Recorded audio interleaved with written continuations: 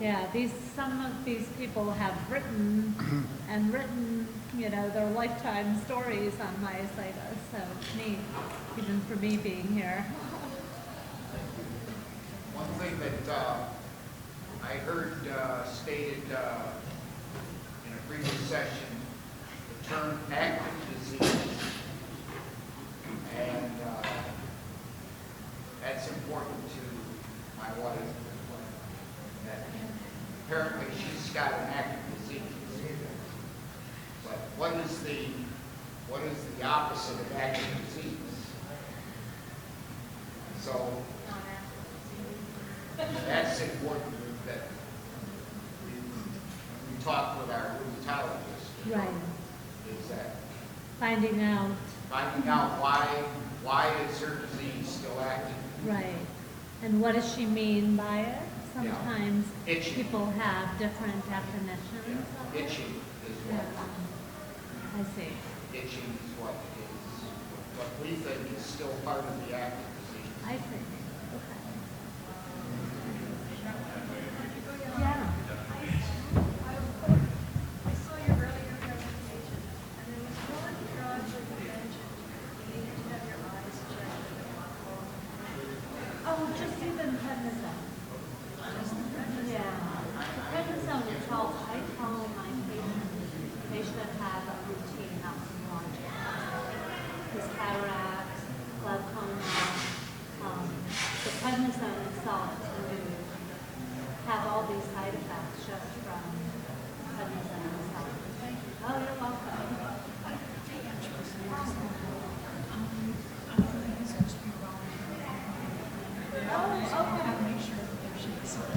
Okay, that's, I mean, it's like, I've got a loud voice and I can hear people. So they try to get the mics around and have us, have people wait for the microphones, other people hear it. So it's just a little tougher. So is someone going to be passing that? Should. Okay. And if they don't, I'll repeat the question. Please do. You are the famous I've heard so much about you, and I can't believe I've never met you. I hear you about your son. I did come with him one time. Was I not there? I'm always there.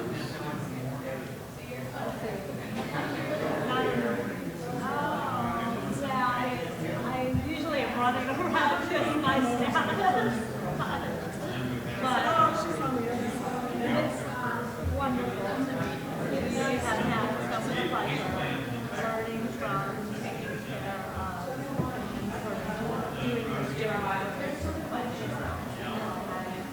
But I hope one day I can help stop us from do everything to make life better. It's always the stronger stuff. Well, even being here is really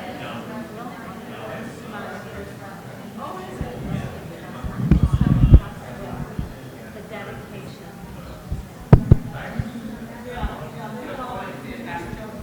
Yeah, you can just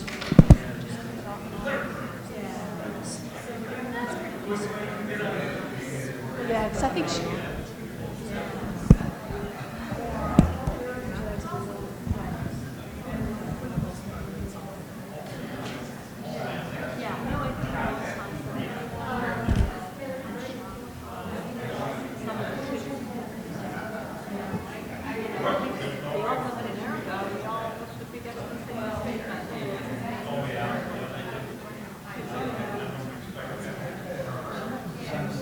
Some of these things, I mean,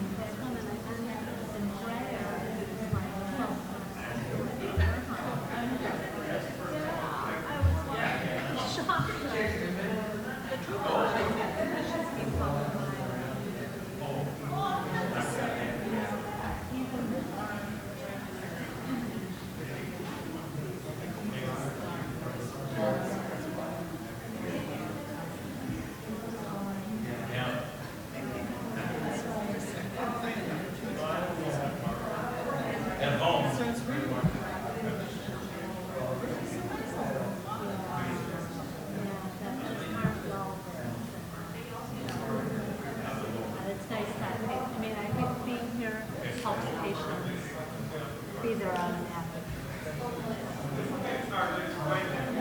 Are you enjoying any hormones? Have you gone? I went out for beignets. Oh, you did? I still have to do that. Yeah. I'm going to try to do that tomorrow morning. Yeah, do that. Were they worth it? All that and more? Okay. Maybe I'll bring Dr. Moses here back. Do you think they carry? You know what you can do is Fresh. but they do serve, they do sell that for this. And so, Okay. French language is I see. My cooking is limited to boiling water. Making coffee. Yes. He likes to cook. yeah, give them a box of mixes, a gift, and here you go, you know. That's a great idea. Actually, I love that. It's like $3.75, it's a cheap gift. Better, but I know I won't ruin them.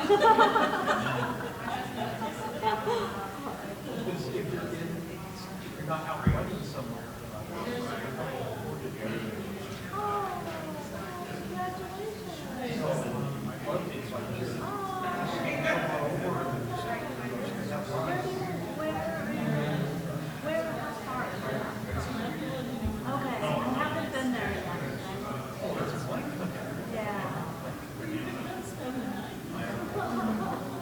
Yeah, that sounds like I might have And then they also have some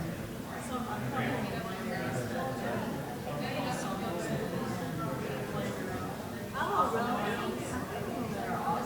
Well, I love eating and drinking. the one, he has a taste all the different ones.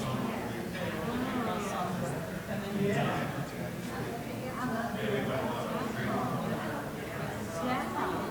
Well, that's neat. I love learning about them. I'll actually cook with it. That's really neat. What's your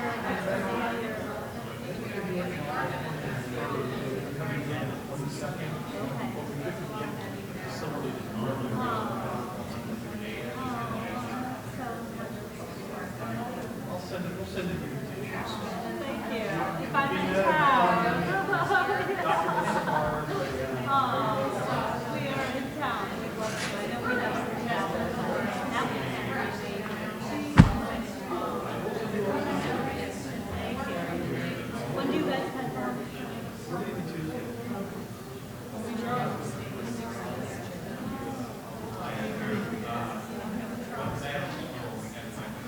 That drive must have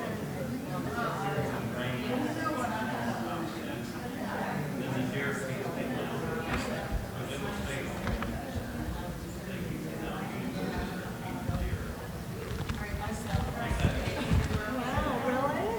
Oh my goodness. So be careful driving back. just starting to feel better today. Oh, that's better.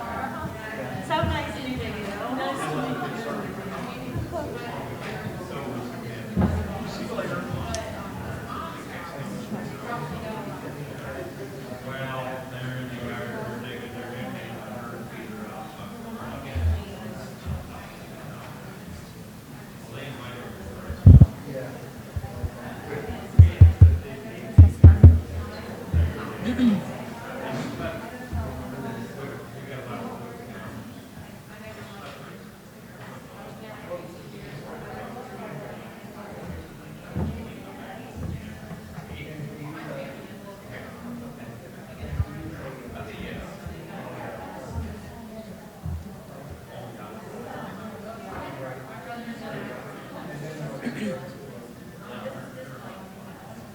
So I think we're going to go ahead and get started now. I'll just let some people take their seats. I just want to thank you all for having me here in the Myositis Association. This is actually my first meeting. I'm Dr. Namita Goyal. I'm a neurologist at University of California, Irvine. And I started my career in myositis at Mass General Hospital. And that's where I first became exposed to myositis patients and really understood the complexity of taking care of patients with myositis, and also became really passionate about the different treatment choices that are available in myositis, along with clinical trial drugs as options for patients when they aren't responding to some of the more conventional treatments. So my main disclosure is, while I look very young, and some people when I walk into the room think I'm a medical student, I've actually had 10 years of experience working with and treating myositis patients, and I'm happy to be here today to share some of that experience with you guys today. So we're going to spend this session talking about the myositis medications in dermatomyositis and polymyositis. And one of the most important, I did this session on Thursday and we're repeating it today, and what I really wanted to emphasize is that there are many options available. So while many times clinicians say, oh, we have steroids and then we have a few agents, beyond that, there are actually third line or biologic agents or clinical trials used. And so knowing this information for you guys as patients is actually empowering, because if you're not your own advocate, sometimes you have to educate your clinicians or your physicians about the options that are out there. And so what I'd like to do is just go over some of the drugs that are available, and then what questions, if you don't even know what to ask, you're not going to be able to help ask or pick the right drug that may be for you. So some of the most important questions to always ask your physician is the side effect profile of a drug, sort of outweighing the risks and benefits. All of these drugs do come with a panel of risks. Oftentimes the benefits outweigh the risks, and then in some instances the risks may outweigh the benefits. So asking about that is very important.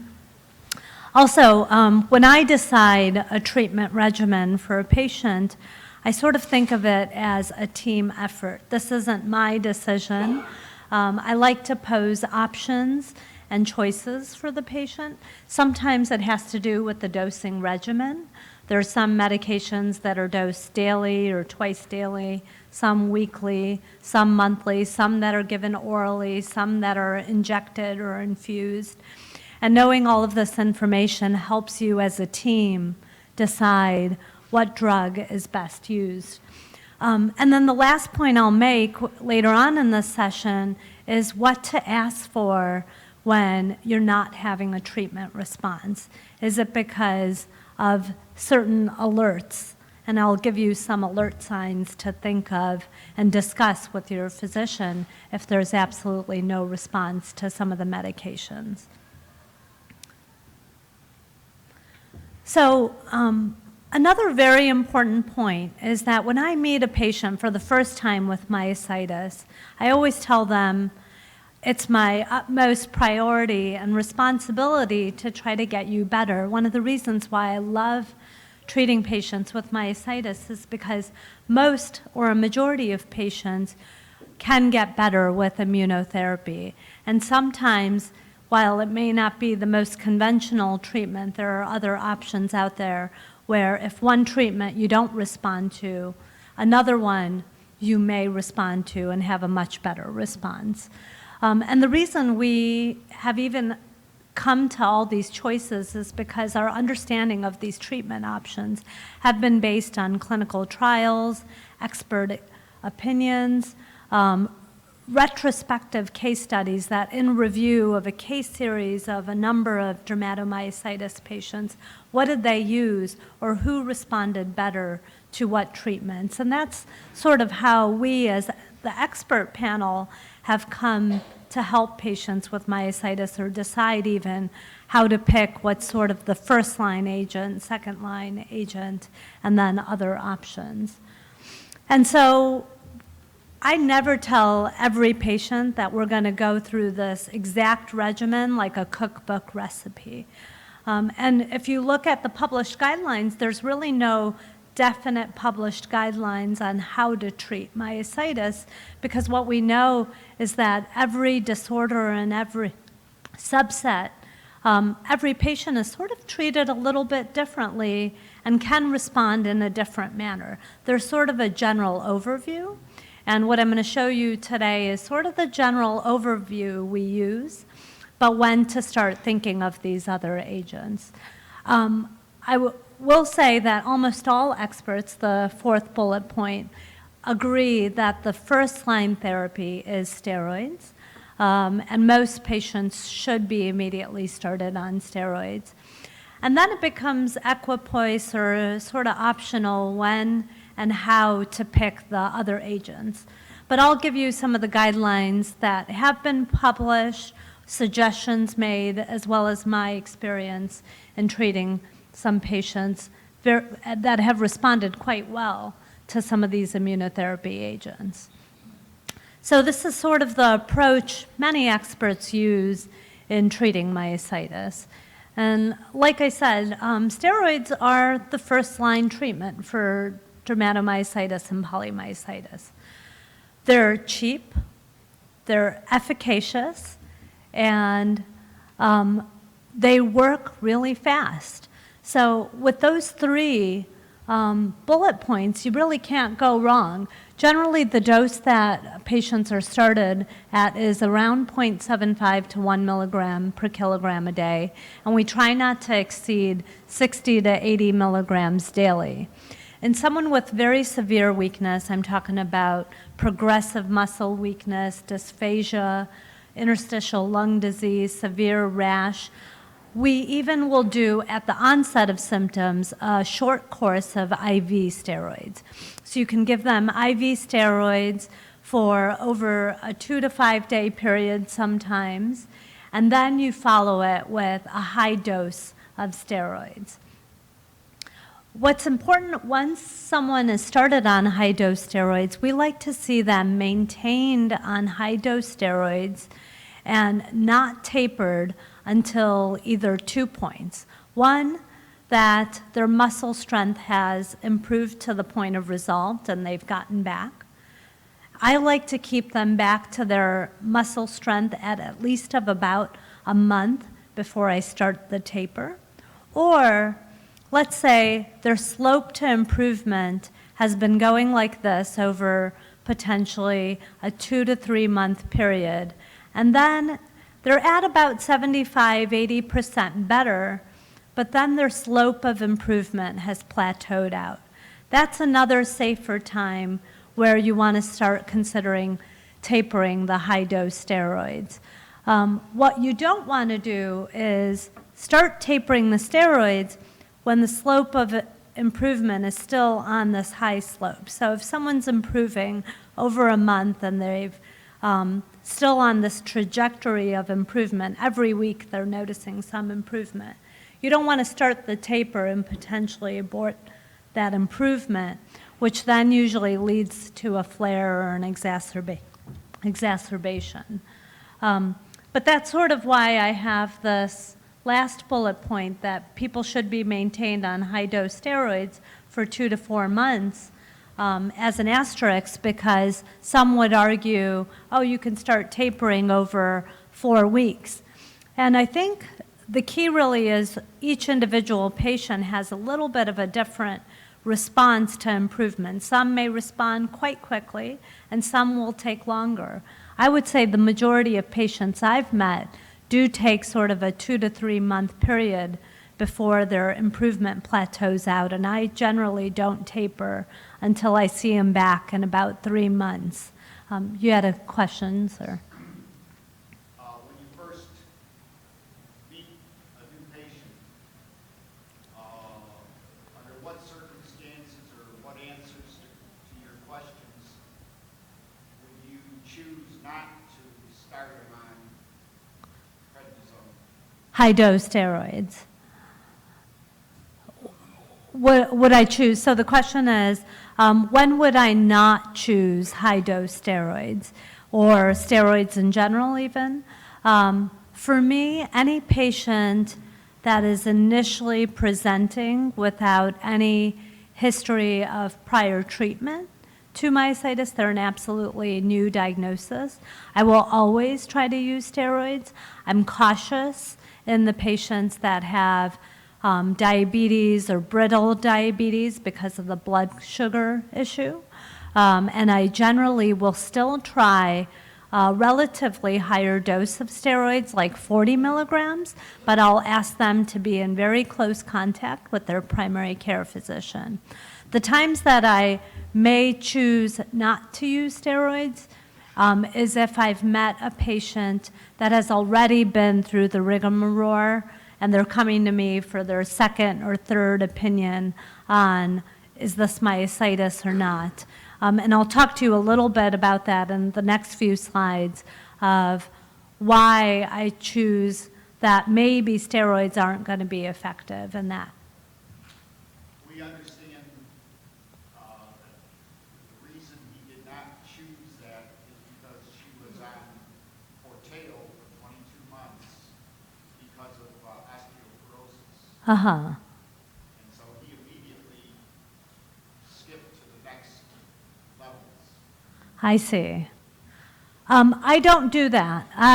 Even if someone has severe osteoporosis, there is benefit of placing them on steroids, and even a low dose steroids like 20 milligrams can be quite efficacious, oftentimes in conjunction with another therapy.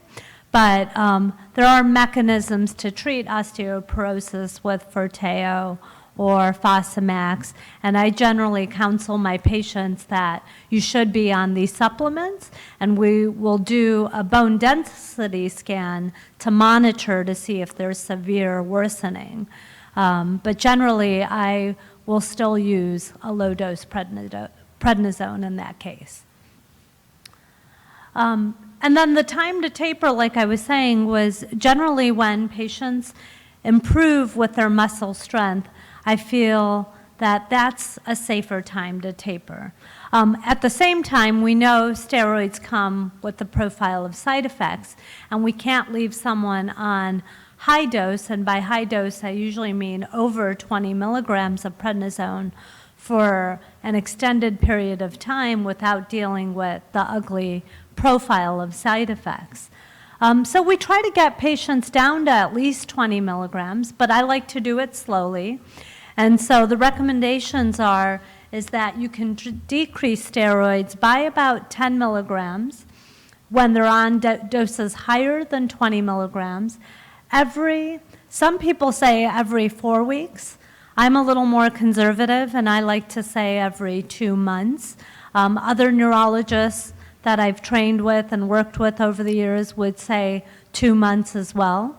It is a little bit patient per patient dependent. I generally start with sort of a 2-month interval of taper. If a patient tells me that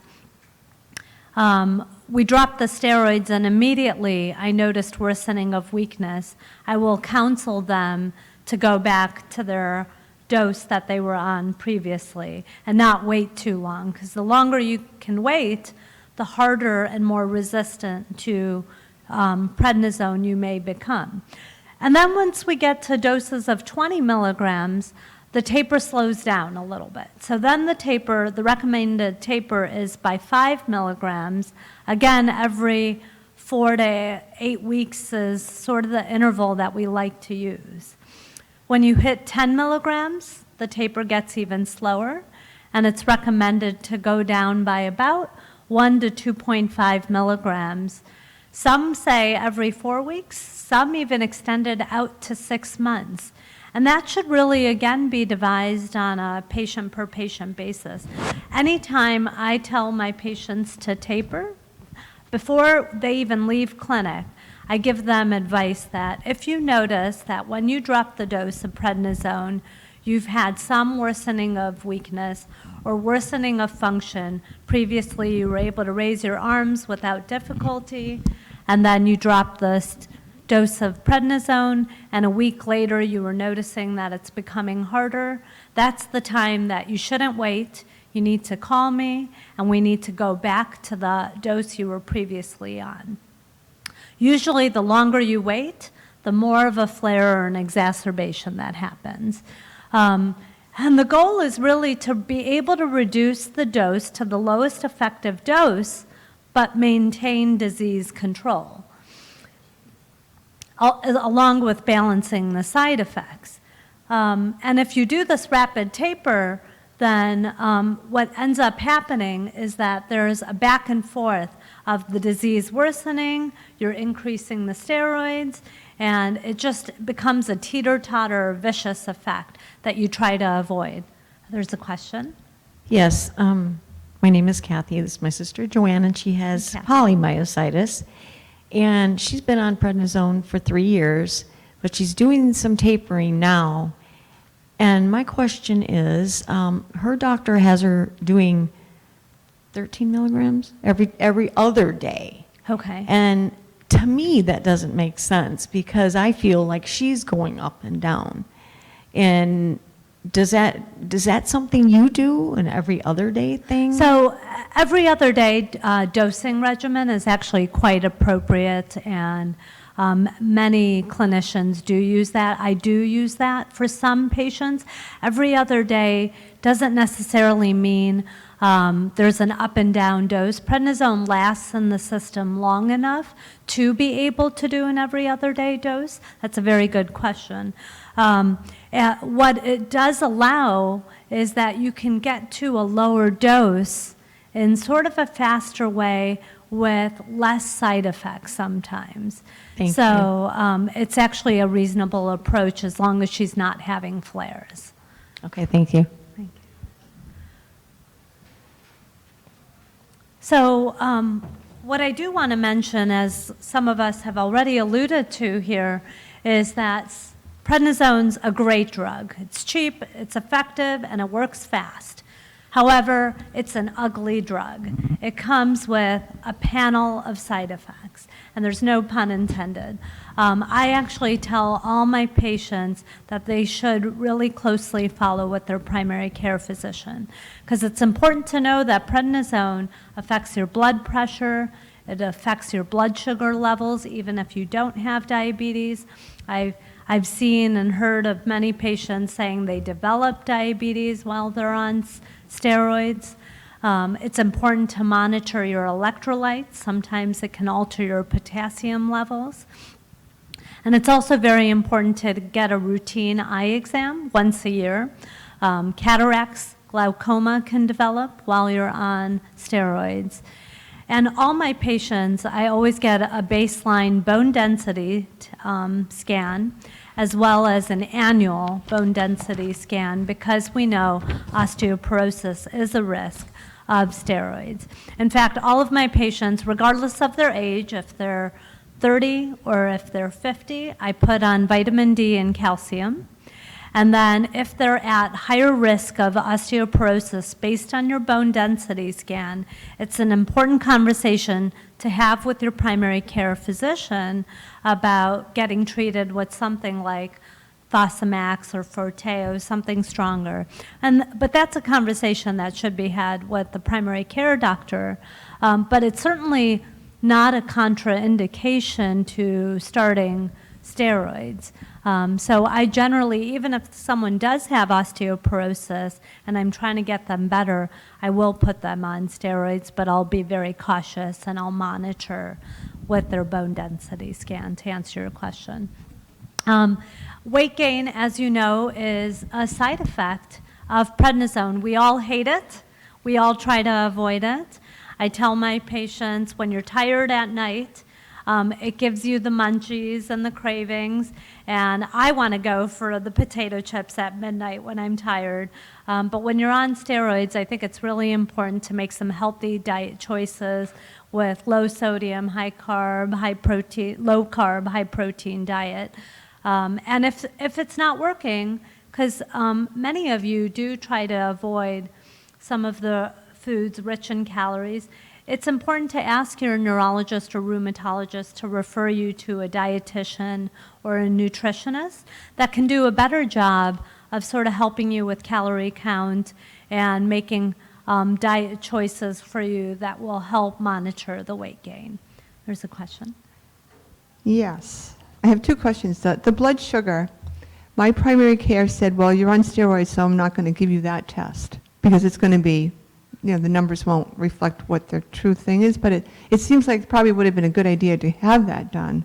I'm sorry, so your primary care said because you're on prednisone, I'm not going to monitor your blood sugar level because it's going to be off anyways. Oh. No? Not a good thing? I'm speechless right now because the question is, while you're on steroids, should your blood sugars be monitored? And absolutely. There's some patients where the blood sugars don't necessarily go out of whack. Some patients where the blood sugars go out of whack and need to be monitored on a closely regimen then on sometimes even a monthly, daily basis. There's some patients that develop diabetes while they're on steroids because their blood sugars were so out of control. Oh. So it should be monitored. Would that be similar with testing the cholesterol?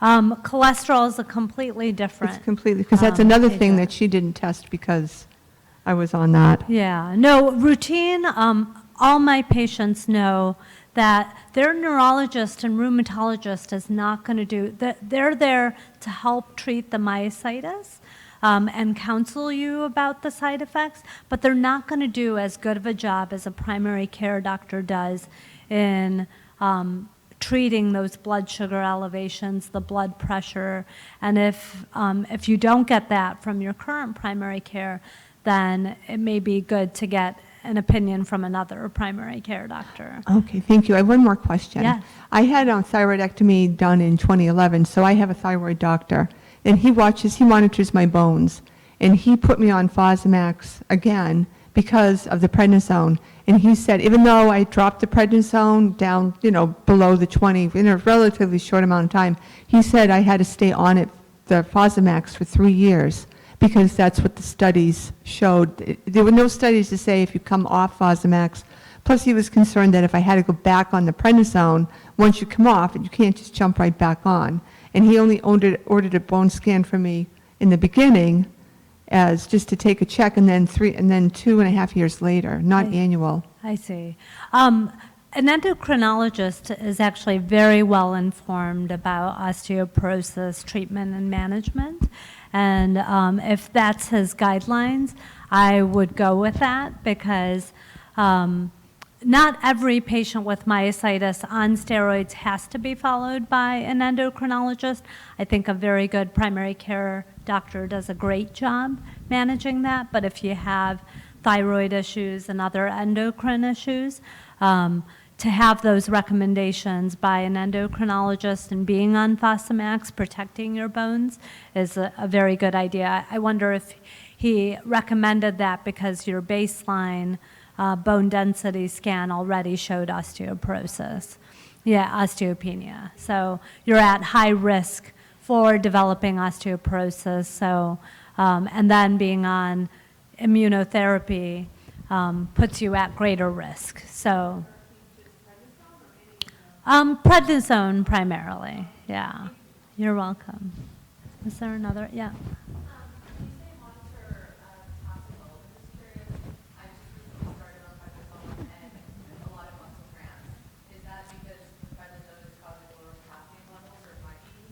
It's possible. I do like to have my patients have their electrolytes checked, their electrolyte levels, including potassium, because it is a possibility that potassium cramps are very nonspecific, but if they're new to you, I always start with checking electrolytes, calcium levels, just to make sure. Yeah. Was there another question?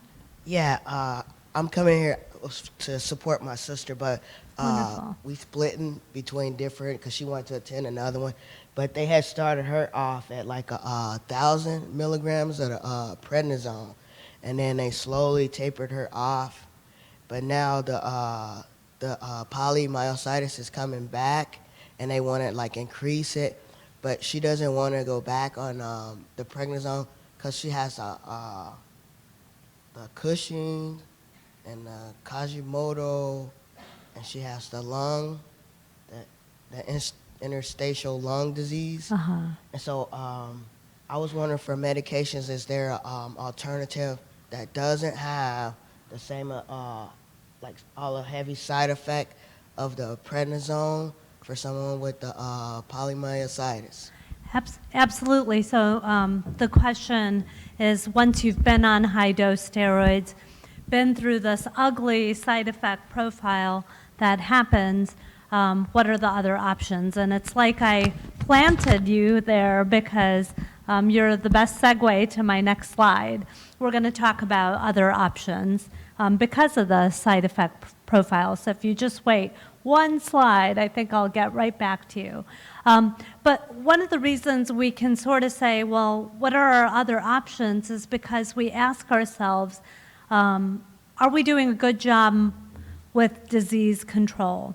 And how do the doctors actually monitor disease control? How do we say that things are working or it's not working? And one of the best indicators for us as neurologists when we're taking care of myositis patients for treatment response is actually an objective change in muscle strength. So every time I have my patient come in to see me, which is generally every 2 to 3 months in clinic, we will examine them and score their muscles. We examine about 5 muscles in the arm, 5 muscles in the leg, and we score those muscles on a scale that's a standardized scale that most neurologists use, most neurologists and rheumatologists, and we can determine if the muscle strength is the same, if it's better, or if it's worsened.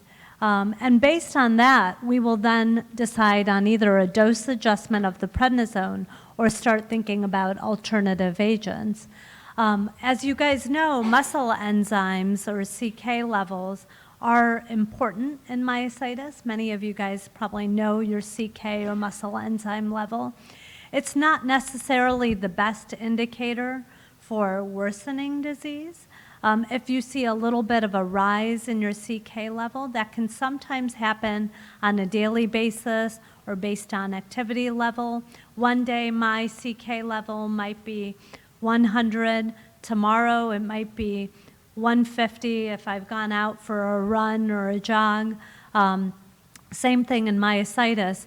Elevation from 500 to 550 might not necessarily indicate worsening disease. But if the muscle enzyme levels, as your doctors check it, trend in a rise and correlate with muscle weakness, then that's certainly an indicator for worsening or relapse of disease. And then I just briefly want to mention that a newer technique that we're using at some of the academic centers to look at disease activity is looking at muscle MRI. So you can get an MRI of a muscle and see if there's inflammation or edema. And the idea is that when you give them steroids or there's been a good response, that edema and inflammation goes away. Yet if there's a flare or a reactivation of the disease, you may see an increase in edema or inflammation. And that's something you may have heard in the meeting. It was mentioned even earlier today in the panel discussion. There's a question. Yeah, you was talking so much about steroids. I wanted to get into that, but I'm glad that you got this slide in here too. When I was first diagnosed, I went on a high dosage of steroids prednisone for 30 days, and then I was put on IVIG once a month. I had a tremendous boost right off the get-go, but after about 6 months, I started going downhill, so then they started the IVIG every 2 weeks. After that, I was still going downhill, and I went through a host of Imura and Celsep and a couple others with one 10-day steroids to try to halt what was going on. And then I went on the methotrexate with my IVIG for 3 years. But I was still going downhill, but slow. My CK levels were up. The lowest I got them was 1,200 on that dosage of both. Winter before last, I went on a winter vacation, and I started going downhill real quick because right before I left, the doctor says, well, since you're still going downhill, we're going to try you on the Imuran with the IVIG and take me off of methotrexate. I started falling. I couldn't go up steps. I couldn't get out of a chair. So she put me on Rituxan with methotrexate, got my CK levels down to 300, lowest I've been. Now I'm starting to climb back up and I'm starting to lose again.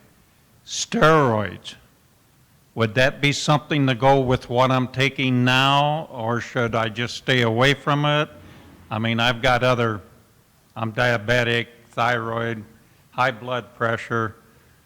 I take blood thinners, the whole shot, so where everybody has problem with steroids with their sugar level going up, I crash. And I mean, I go down bad. While I was in the hospital, they had to boost me up. Yeah. And I was just wondering if that would be something to talk to my rheumatologist about, is maybe having a low dosage of steroids with. That's my real question. Okay, that's a very good question. You actually bring up a very good point. And actually, what I was going to talk about next, which is oftentimes some patients require, there's two things that you are bringing up that sort of alert me. From what I'm hearing, this gentleman who's kindly shared his story has been through multiple treatment regimens, sometimes overall with not a robust response, but every now and then has noticed some response, is that correct, to some of the therapies?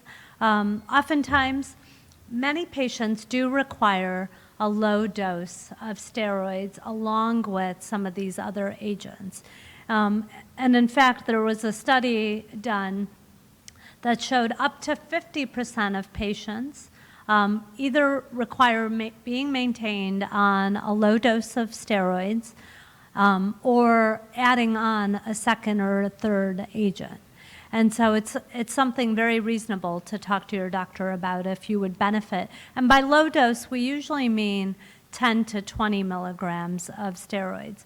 The reason it's important to start talking about low dose versus high dose steroids, I'm actually glad you brought this up as well, is because I've noticed that when you get on doses of 20 milligrams or less, that side effect profile or the nasty side effects that come with prednisone generally starting getting less and less. It gets even less when you're on doses of 10 milligrams. But we do know that doses between 10 to 20 milligrams can be quite efficacious, and then just gently tapering from there can be quite efficacious as well. The other very important point you're bringing up is that most patients do respond to some form of steroids along with another combination of therapy.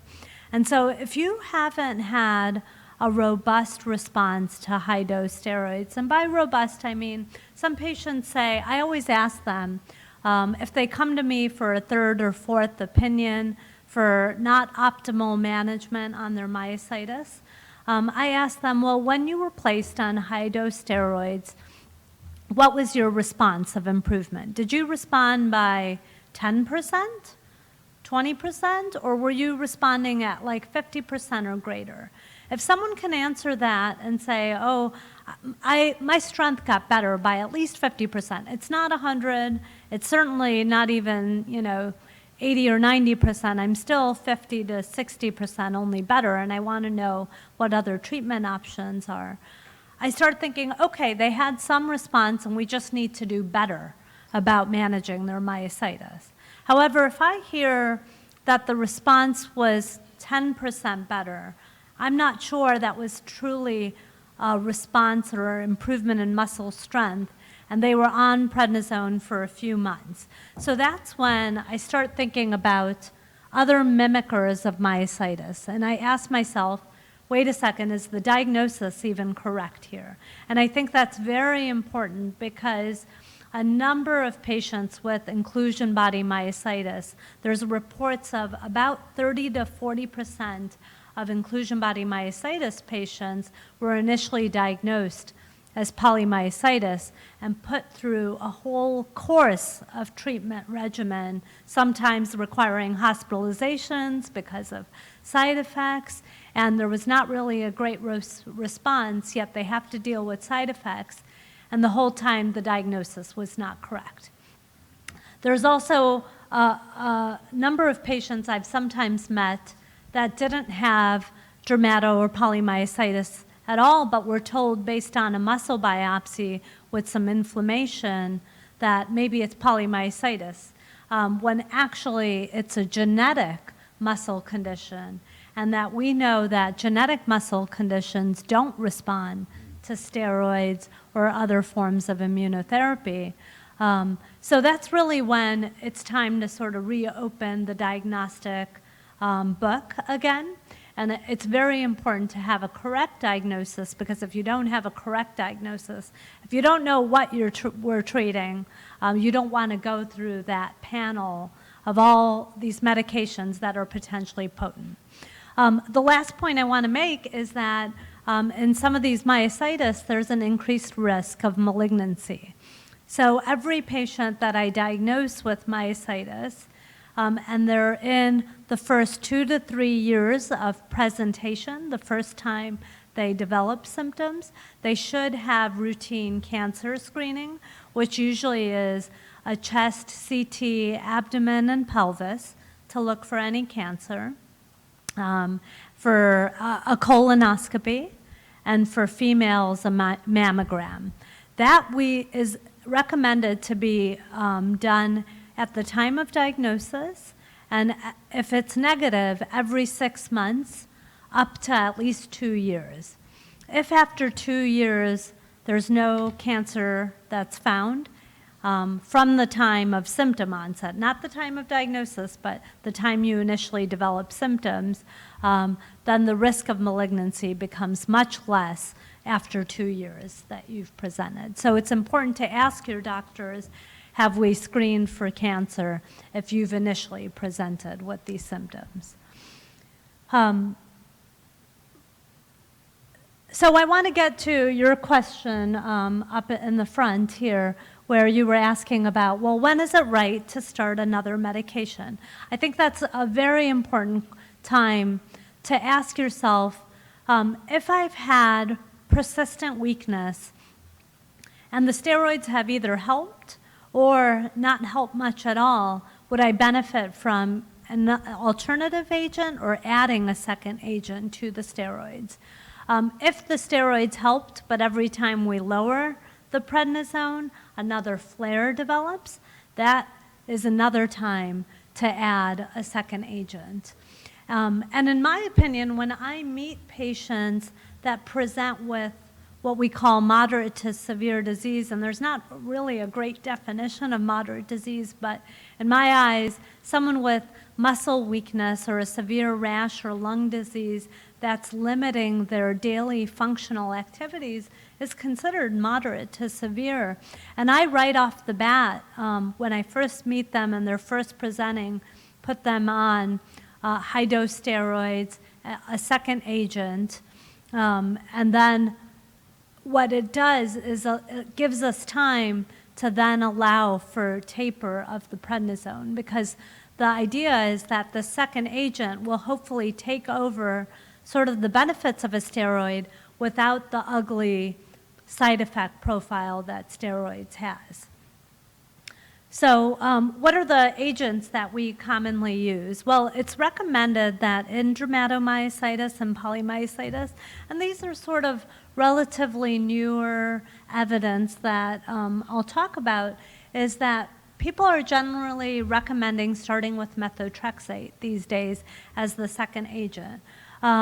It's an easy medication to take. You can take it as a pill or a subcutaneous injection. I usually dose my patients orally. There's been several reports on the efficacy of methotrexate. And it's important to get a supplement of folate 1 milligram daily while you're on methotrexate, because methotrexate does deplete your flow of folate levels. And so if your doctor didn't tell you that, you should be on 1 milligram of folate daily. Doctors should monitor your blood counts, your liver and your kidney functions. That should be monitored a month after you've started the medication. And then every 3 months, and then it can be, if you're on a stable dose, it can even be monitored every 3 to 6 months. But it is important to monitor these blood counts. Methotrexate does have a risk of pulmonary fibrosis. So if you already have interstitial lung disease or the Jo-1 antibody that some myositis patients have, you should not be using methotrexate.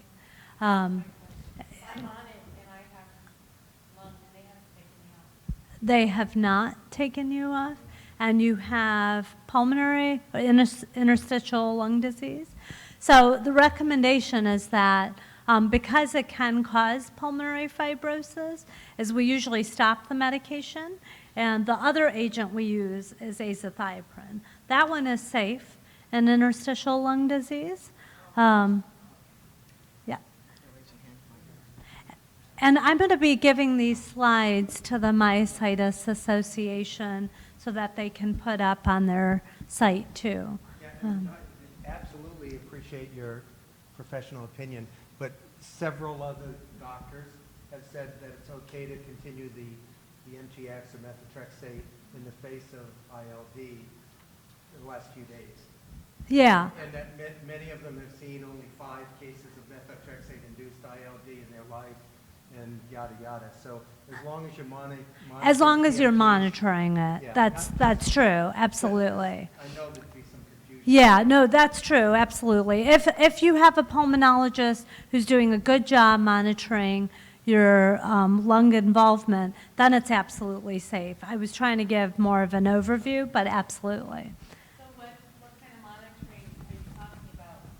Once a year monitoring or more often? That really is on the discretion of the severity of interstitial lung disease. Some patients, a yearly monitor is fine, sometimes 6 months. Some patients require even closer than that, and we'll see their pulmonologist on a 3-month basis.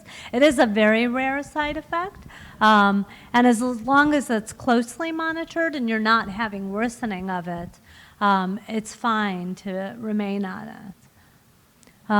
So azathioprine, if you, at the onset you are known to have Jo-1 antibody, we do recommend starting with azathioprine then. It has similar efficacy to methotrexate. What I like about methotrexate is that we've seen it work faster. Generally, methotrexate can work up to 2 to 3 months, while azathioprine may take up to 6 months to work. Yes? Yeah, I'm on methotrexate right now. No sense of taste. Someone recommended that I change to the Azathioprine. Right. Do you recommend that? So you said you're on methotrexate and you haven't had improvement? Is that what you're saying? No, methotrexate works. Oh, okay. It's just I lost my sense of taste. Oh, no sense of taste. Someone recommended this. Do you recommend that, or do you know anything about it? Well, you know, that's a tough choice. If methotrexate is causing a robust response for you. You've had great disease control. Sense of taste is certainly important. It's a pleasure in life at the same time. And some agents can do a great job controlling disease, and you may not have optimal response with another agent. Azathioprine has been shown to be equally efficacious. It's something that you would have to closely decide with your physician on sort of the risk and benefit of switching to another agent. But the side effect profile is similar, where you have to monitor blood counts, liver and kidney. It can cause bone marrow suppression, but generally it's a well-tolerated drug. There is a small percentage of patients that at the time that they start taking the drug will develop severe abdominal pain, vomiting, pancreatitis. In that case, absolutely stop the drug. Don't even wait for a call back from your doctor. I tell all my patients, whenever I give methotrexate, azathioprine, sometimes reading the package insert can drive us all nuts, because every single side effect profile is listed on the package insert and doesn't help us necessarily as a community of what to watch for and what not to watch for. But if there's significant abdominal pain, something out of the ordinary, if you're looking for the symptom, maybe it's not there. But if it's apparent, it's a side effect and you're having it, and that needs to be discussed with your doctor. In azathioprine, 10% of patients can actually develop a severe reaction that causes abdominal pain or even pancreatitis, and then the drug should be stopped. You had a question? On the folic acid, is there a specific one?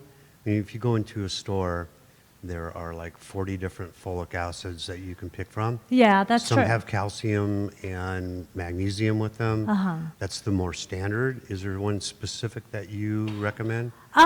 If someone's on prednisone, I like the vitamin D with calcium. So if you're getting the calcium through that, I like folate standing alone is fine. But the dose is what's really important. It's recommended that they should be on at least 1 milligram. You have to look at the dosage, because a lot of the bottles might say 400 mcgs. You want to get that total dose to a milligram. But it doesn't, to me, it doesn't necessarily matter if it comes with calcium or magnesium or not. I think there are electrolytes that are fine to supplement. Thank you. So azathioprine is another very reasonable agent. Methotrexate is dosed weekly.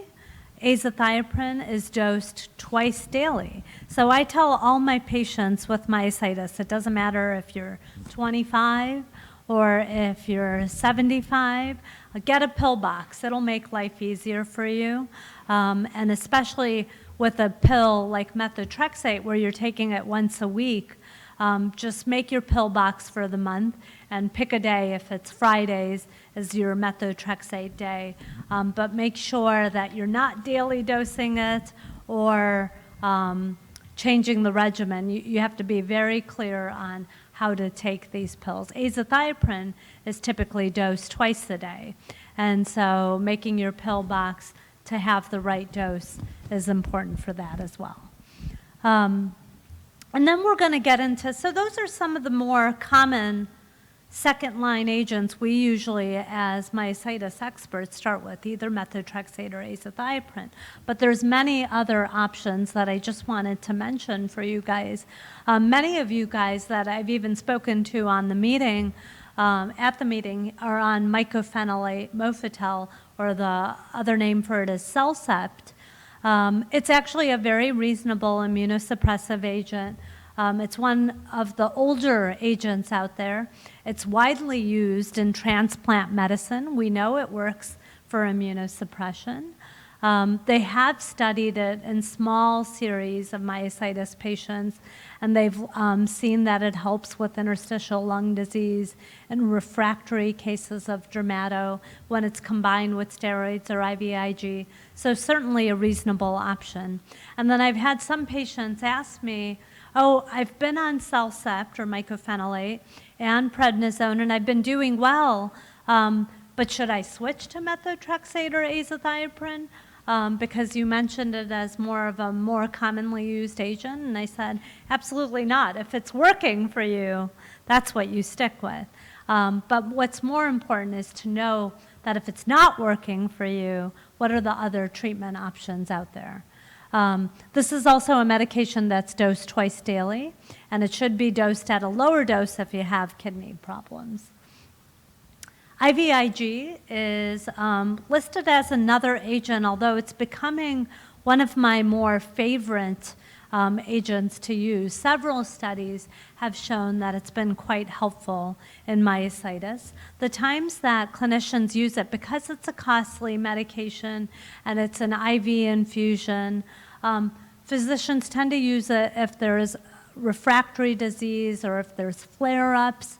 If patients have been on prednisone and a second agent, then they will use IVIG to see if it could reboost or sort of reset the diagnosis, the muscle disease. The other time that I love using it is if I meet a patient for the first time presenting with weakness and they have moderate to severe disease. I like to even start with IVIG as a one-time dose, loading dose given over a 2 to 5 day period, and then place someone on high-dose steroids, and then a second agent, and see, and then only do monthly dosing if they're having flare-ups or it's a hard time to get them off the prednisone. This is an agent that's well tolerated. The side effects are minimal, sometimes flu-like symptoms, headaches during the infusion. We usually like to pre-medicate our patients by giving them Benadryl, Tylenol before getting IVIG. That helps some of the side effects. And then rituximab is considered an agent used more in patients with refractory or severe disease, patients that have tried some of the more common agents. And the reason being is that there's more risks with rituximab. It depletes your CD20 B lymphocytes, and there's a possibility of an acute infusion reaction. There's a possibility of long-term immunosuppression, which is why we sort of move it to a third-line agent, because when we start talking about that risk and benefit scale, and the risks start potentially outweighing the benefits, that's when we start moving medications down the line rather than first-line agents. But it can be quite a helpful drug if you're having a severe flare or have severe persistent weakness. And yeah, yes.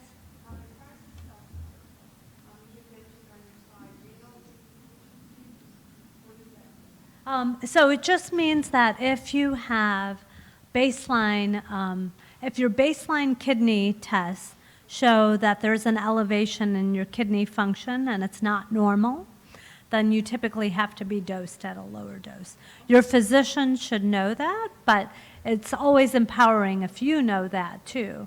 And you can say, oh, shouldn't I be on a lower dose if my kidney function is not normal?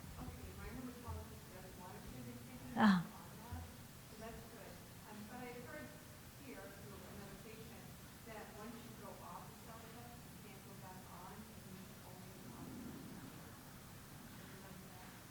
No, I think a lot of times when someone's on an agent, clinicians try to use another agent if it's not working. But I'm not worried about restarting CellCept if it worked for them and they were just taken off. The long term of 2 years isn't necessarily a definitive. I think it just suggests that if you're requiring long-term immunosuppression, you're at more risks of long-term side effects, but it's not like there's an absolute cutoff that you have to stop it after 2 years.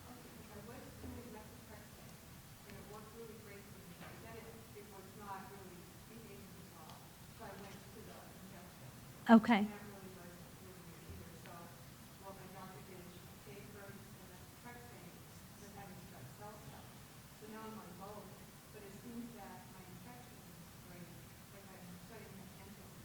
I see. So monitoring for your blood count levels, making sure you're not too immunosuppressed. Sometimes the dose has to be adjusted. And your physician knows to monitor your white blood cell count, your absolute lymphocyte count. Those are all, if they're too low, that can already sort of predispose you to developing infections. Generally, if the dose is adjusted, if I notice that their blood counts are too low, I will first try to cut back on the dose and lower the dose and see if it corrects. And I'll repeat a blood count within a few months to see if that worked. You're welcome. Yeah, there's a question back there. Yes, she's been on, was diagnosed 3 years ago, started on prednisone, then methotrexate, then Athgar, the IVIGs, and then the rituximab. Nothing has worked. She was told that she, would probably go into remission, but it was probably going to take about a year. She was devastated when she found out a year. It's been 3 years, and nothing has worked at all. My question is, if she were your patient, what would you do next? And can she never go into remission? I mean, is that possible? I mean... So that's a very good question and a very important question as we talk about medications. And my question back to a patient that presents like that is, did you ever have on high-dose steroids? Did you ever have any response? Were you better by 10% or were you better by 50% or more? From the steroids, probably about 50% better, but it seems the past 6 months is getting worse and worse and worse, and I'm having a lot of pain, and I was told that in polymyositis you don't really have pain, but my arms, my legs, my hips, are just excruciating pain at times, and I'm going to Mayo Clinic in Arizona, and I'm having a hard time seeing my neurologist.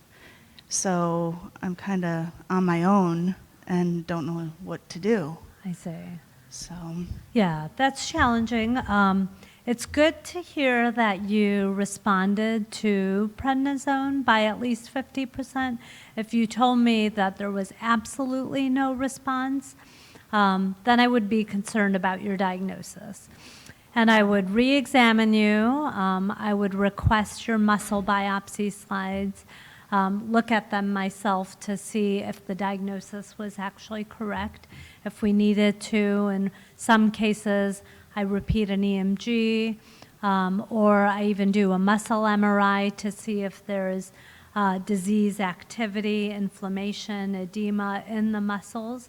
There are a subset of patients, while true, many patients or many doctors even talk about myositis as, oh, the main symptom is muscle weakness, not necessarily muscle pain, but we do see a subset of patients with muscle pain. So I certainly don't discount your pain, and I think pain can be a part of it.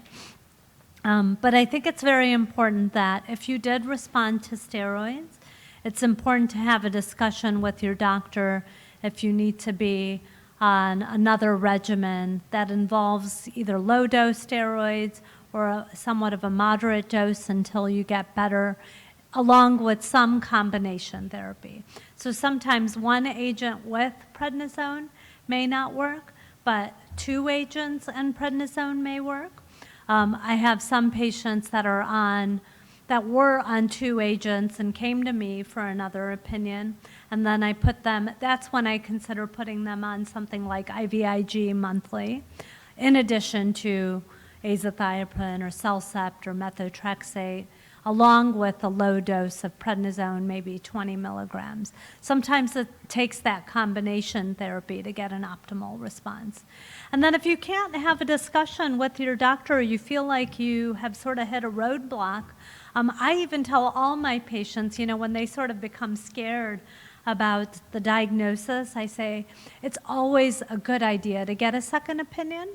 You sort of get reassured sometimes when you hear 2 physicians saying the same story, or you are, surprised sometimes when you have another physician who just gives you a whole different set of recommendations. There is a more senior colleague in my clinic, and he oftentimes will pull me into a clinic room and say, I know this isn't your patient, but I really want you to take a look at this. And sometimes it just takes another pair of eyes or another, mindset to say, hey, let's try this or let's do this. And I think that's very important. If you walk away from this session with nothing gained, I would love for you guys to at least know that it's not just one treatment or two treatments and a certain cookbook recipe way of doing it. There's certainly a variety of options and treatment regimens that are out there, and there's not really one optimal way of doing things. So it does sort of take this joint effort between the physician and the patient to get to your optimal regimen sometimes. And then flares happen. Sometimes you can be doing beautifully on a certain course, and then all of a sudden something just happened and the weakness got worse. Yeah, doctor, quick question. My wife's about to go on IVIG. There's like 9 or 10 companies. Is IVIG the same with each company? That's a very good question. I say overall, for the most part, every company will tell you about the different sort of molecule or sugar level or something that they're using. I haven't seen a robust difference between the different IVIGs.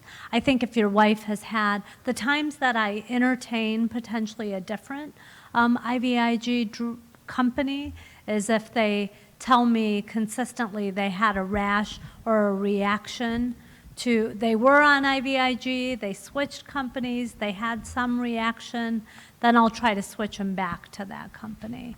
But for the most part, I don't get too worried about the exact company. If your insurance is approving it and it's working, great. But that's a very good question. That comes up a lot. Yes, sir. Question. This is my wife sitting next to me. She's the patient. She's the one that's never been given the prednisone. Okay? She presently is being given the Plaquenil and Celsep. Okay. From those two, can you tell what he is trying to accomplish from those two? And is it okay if I ask your diagnosis? DM. Yeah, you have dermatomyositis. So Plaquenil and Celsep are reasonable medication to use. Plaquenil is more of a connective tissue rheumatologic drug that many rheumatologists will use.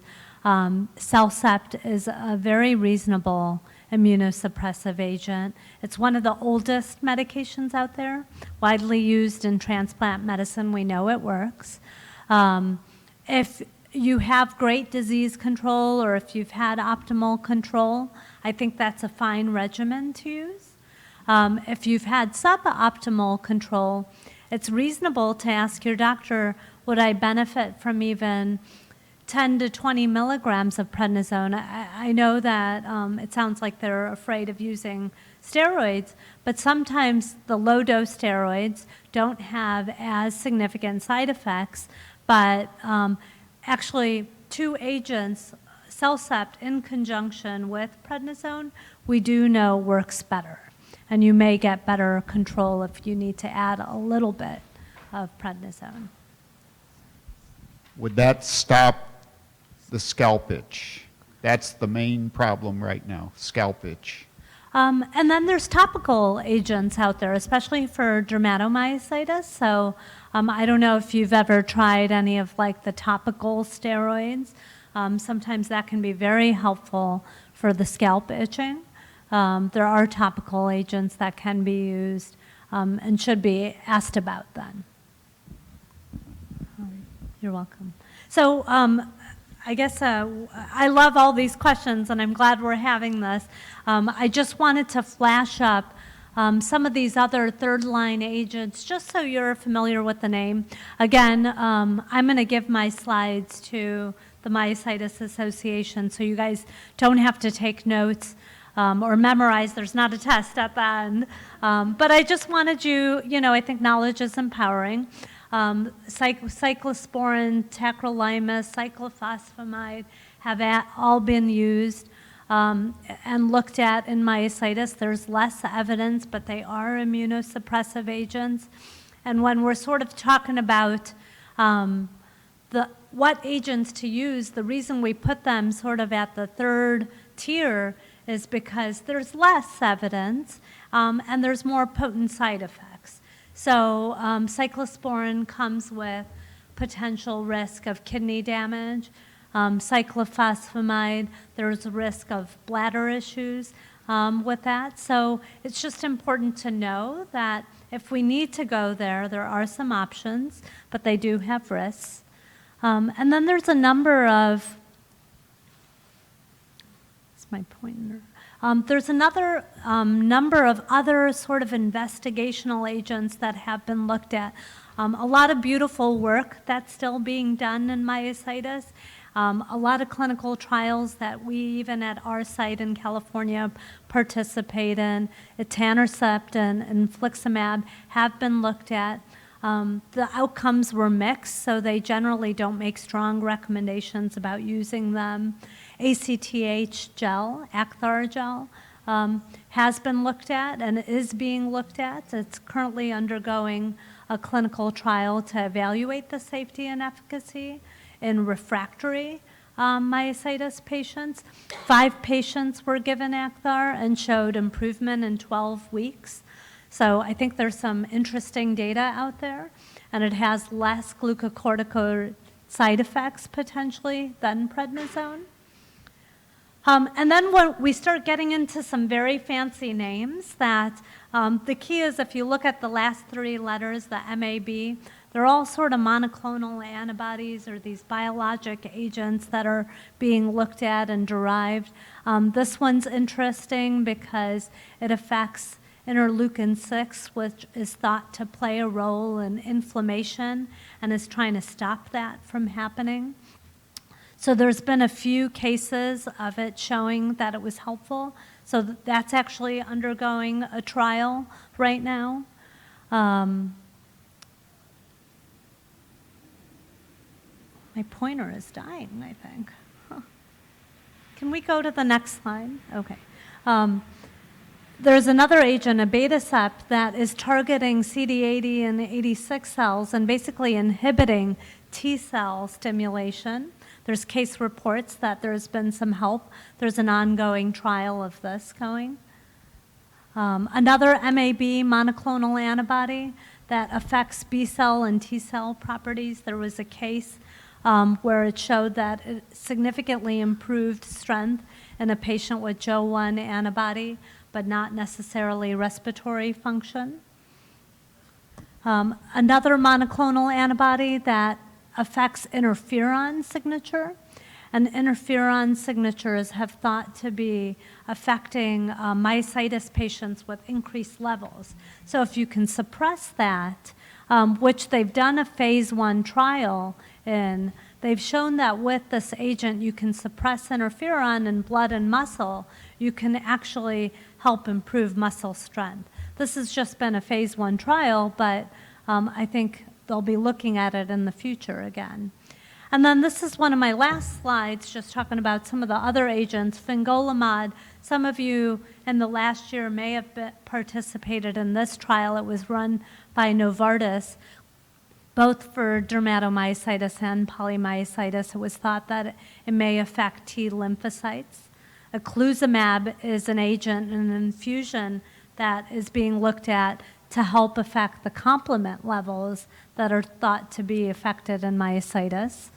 Another monoclonal antibody being looked at for T and B lymphocytes. And then this last agent, IMO 8400, is a oligonucleotide-based antagonist that basically is thought to help inhibit the immune response, and it's a drug by Idera. Some of you may have heard of that. It's actually a trial that's really recent in dermatomyositis, and in particular thought to help potentially the rash and itching. So if you do have dermatomyositis and haven't had a great response to some of your agents, this might be a potential drug, and it's currently enrolling in clinical trial right now. What I want to leave you with is this website called clinicaltrials.gov. For those of you that don't know, you can always get the updated information on what recent drug trials are going on in myositis. The beauty of this trial is if you just type in myositis in the search engine, once you go to clinicaltrials.gov, it'll list the trials that are either ongoing, that have been completed, that are enrolling. And then if you click into it, it tells you what sites might be nearest to you. Sometimes it's just one site, sometimes there's 20 sites around the country. So if medication, some of the conventional therapies that we talked about today haven't helped you, clinical trials are a reasonable option to start entertaining if you need to. And I like this algorithm. This is actually published by Dr. Otis in 2015, last year. Again, this will be a slide that you guys can sort of use as a reference. It separates out mild disease on the left side, where they just say use steroids. And then if you have moderate to severe disease, it sort of gives you an algorithm of some treatment options that you could discuss with your doctor if some of the agents that you've been on haven't worked. And I just wanted to leave you with that as a reference. So in summary, I would still say that steroids is probably a very reasonable first-line agent. It's usually the initial treatment in myositis. And then methotrexate and azathioprine are more of the second-line agents that we use concomitant with steroids, especially in someone with moderate to severe disease. It's at that point where if you've been on high-dose steroids and a second agent and you've had absolutely no response at all, and I'm talking about not even a 10, 20% response, or if you're in that category, it's time to either ask your doctor if we need to relook at this diagnosis or if it's another opinion, because the diagnosis might not be correct, which is why you might not be responding. But if you have had a response, but it's just not been perfect, my goal whenever I meet a patient is to get them to 90 or to 100%. And I typically don't stop until I've explored several options with the patient. And there are a number of those options that we talked about today that you should talk to your doctor about. And the last point I want to make is that I think every patient, really optimal care is best. These medications are great, but you really need a good primary care doctor on board. You need a physical therapist. You sometimes need your swallowing assessed very closely for dysphagia, and a pulmonologist on board if you have interstitial lung disease. It's really a team effort if you want to have optimal care for myositis. And this is a view from my office in California. I'm just kidding, but it's about 10 miles away if you come and visit us in California at our center. Yes, I'm happy to take more questions. I'm sorry, say that again? Oh, so the question's a very good one. What actually brings on a flare? You're doing great on some medications, and then a flare or worsening of weakness, swallowing, rash, something happened to tip you over. Probably the most common cause is that you've tapered a prednisone or a medication too fast. Sometimes there's a little bit of a delay between the time that you tapered and the time a flare happens. So even, I would say, if it's within a 2 to 4 week period prior to you having a flare that you lowered a prednisone dose or some agent, that's a possibility. We all know neurologic, rheumatologic conditions can do worse in the setting of stress, infection. We don't know exactly why, but we do know that if you're sick or if you have an infection, that can sometimes trigger a flare from happening. But we don't really have a good explanation why. But I would always ask my patient first, were any of your medications changed? Or are you having a reaction to a medication? That's the alternative to ask. Is there oh, I'm sorry, say that. Stress, exercise is great. Too much exercise, going out and starting to heavy weight lift might not be the right answer. Listening to your body is very important in myositis, listening to your muscles. I think there was a question there. Yes, thank you so much for your passion in the myositis area. I really appreciate it. And we love the photo. We are also Northern California residents, but that is not my office outlook. It's just over the hill and we're at the beach. That's not my office either. I wish it were my office. But my question is this. We have the various lines of defense there. And I have IDL. And currently, I'm looking for a moisturizer for the lips. Because when you use oxygen, you can't have petroleum in the product. So is there something that you can recommend? I'm hearing glycerin, but I'm really concerned now with just trying to moisturize and use my cannula, with that in mind and the ingredients and that moisturizer. And have you ever tried, for the rash, have you ever tried topical steroids even? No, to moisturize the lips. I see. Just for the lips. Right. I don't necessarily have a personal recommendation just for the lips, aside from I think glycerin can be quite helpful. But for the overall rash, sometimes trying the topical steroids can help. Okay. Thank you. You're welcome.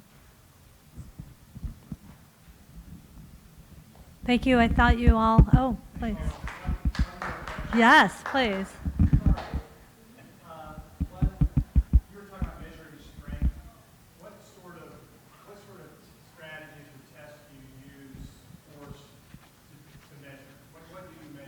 So most neurologists have a standard, especially those of us that take care of myositis patients, have a standard about 5 muscles that we check in the arms and 5 muscles we check in the legs. And there's a standard neurologic system where we grade muscle strength from a 0 to 5 scale.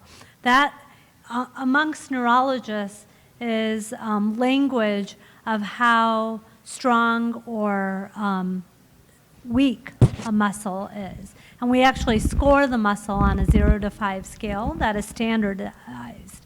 Most of the muscles that we check for myositis patients are your deltoids, biceps, triceps, and it's sort of on confrontational testing. So actually just pushing, pressure. We call it manual muscle testing. That's probably the most standard way of measuring muscle strength in a clinic. I would say that if we don't detect weakness on that and someone is telling me I'm feeling fatigued, I'm feeling weak, I know you're not. When you push and pull at all my muscles, I know you're not really detecting weakness. That's sometimes when we start using the aid of either an EMG, a muscle MRI to see if there's some subclinical involvement of muscle weakness that we just couldn't pick up by pushing on their muscles. Can you do that without pushing on the muscles and be able to measure muscle strength? Can I measure muscle strength without pushing on the muscles? Besides the patient telling me, I would always measure muscle strength. Well, say it was somebody who had a developmental disability who couldn't follow commands and who was nonverbal. I see. I see. So that's when muscle imaging actually becomes quite helpful because getting a muscle MRI can tell you if their edema and inflammation has responded to steroid treatment or not.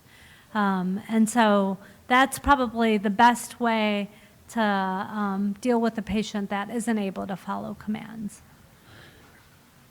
You're welcome. That was a great question. I have one question. One question, right here. Sorry, where am I? Here we are. Oh, there you Yeah. are. Okay. I am recently diagnosed in February, started having some symptoms in November. Had to really, couldn't raise my hands above my head.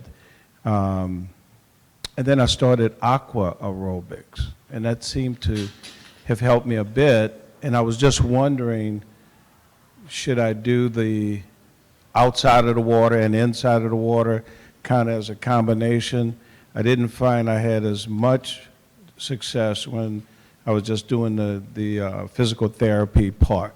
I see. So do you recommend doing both? I'm not a physiotherapist. However, I always tell my patients, I think aqua therapy is actually a great form of exercise in muscle disease. It takes away gravity, so your muscles don't have to work against the gravity component, and you can sort of freely exercise the muscles. The challenge that myositis patients have is that this isn't a static disease. As you all know, there's ups and downs, sometimes on a monthly basis, sometimes even on a daily basis. And so I always tell my patients that I can't give you a magic number to exercise, but exercise we know is good. We also know too much exercise in the setting of severe disease can actually cause muscle problems. Too little exercise is not good either. And then listening to your muscles is very important. So if you have signs of severe muscle pain after, let's say, a half an hour of exercise, it may be too much for your body. If the next day you wake up and you can't even get out of bed because you exercised this time for an hour, previously you were exercising for a half an hour to 45 minutes and you did great. So you thought, today I'm going to push it and do an hour and a half, and then the next day you can't get out of bed, that's too much. So, I know I don't have a straightforward answer for you, but I think listening to the muscle pain component and fatigue is important. And I think aqua therapy in general is very good for muscle disease. So, thank you. Thank you. Thank you.